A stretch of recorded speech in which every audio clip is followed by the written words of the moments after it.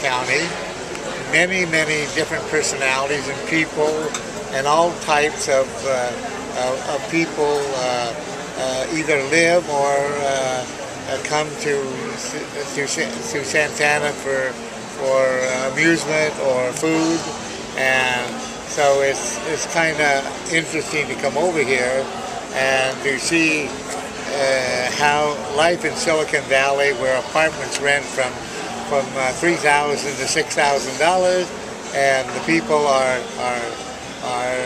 young people work in Silicon Valley, and most of them make lots of money. So 6,000, as a man told us this afternoon, they're getting ready to open them just a block from where we're sitting and having this interview.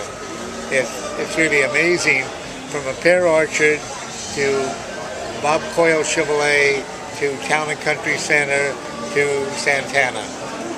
And it's a great place for people to visit if you want to see the next generations. From me, I'm 87, will be 88, and Santana basically has a lot of very young people. It's a different crowd of people. So, out of the places on Santana Row, where would you want to take your dog most?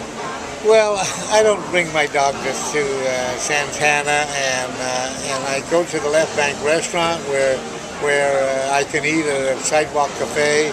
But if I'm coming with someone, I mean, inside they don't allow dogs in food establishments, and they really do a great job with animals, because there's watering pots all of these places, and they don't seem to mind dogs. But I think a dog is like a person.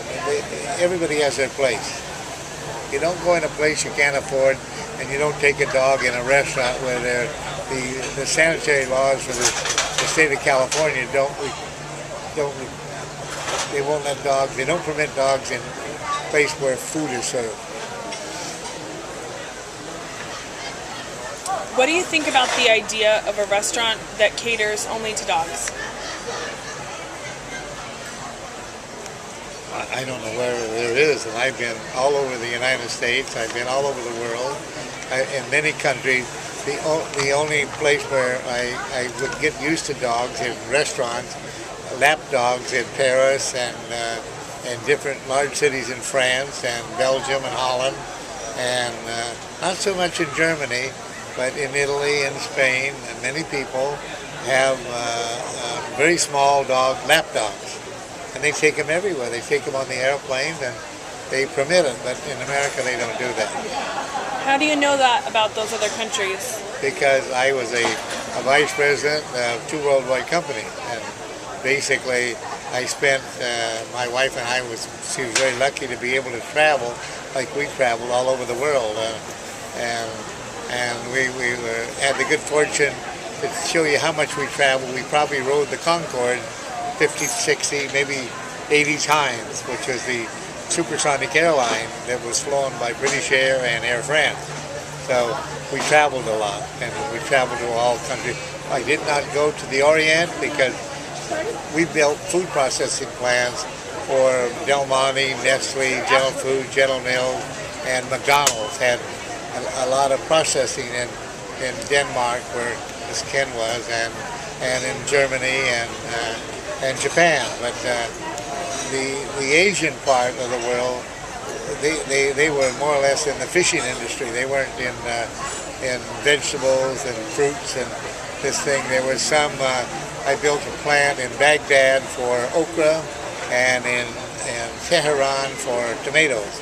But basically, a lot of the European people get all their fruits and vegetables from the Near East, not the Far East, because the Asian people eat completely different than people from the Middle East, from the Near East countries, like the Israel and Palestinians and the Iraqis and the Afghanis and all that. They eat regular fruits and vegetables, and they consume a lot of lamb and goats and this type of thing for meat because it's hot and they have to be a bit economical, so they choose other things to cook, and they're very good at it. Okay, so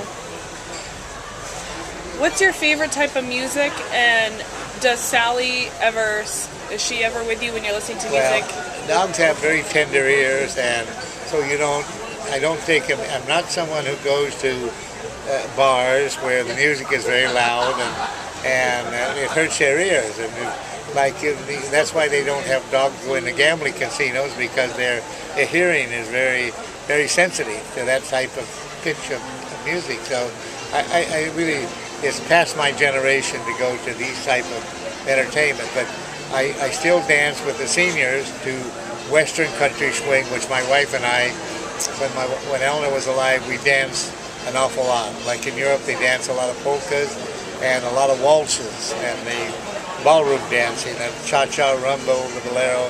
So I have a lot of fun with the seniors dancing to this type of music, and I prefer that because it's not loud, and it's a 70s, 80s, 60s, 70s, and 80s.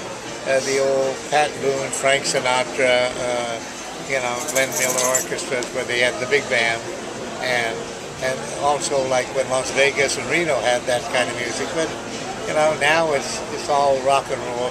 And now I went the other night to the San Jose Women's Club, which I'd never seen the jive since 1945 or 46, and it's a dance for young people. It's fast, and they go through their legs, and they're like acrobats, and they just don't stop. And they have very good musicians, and they play good music. But most of the bars in San Jose, which I don't go anyhow because I don't seek that kind of entertainment, but basically it's hard rock. Thank you for, yeah, she thought the water was great.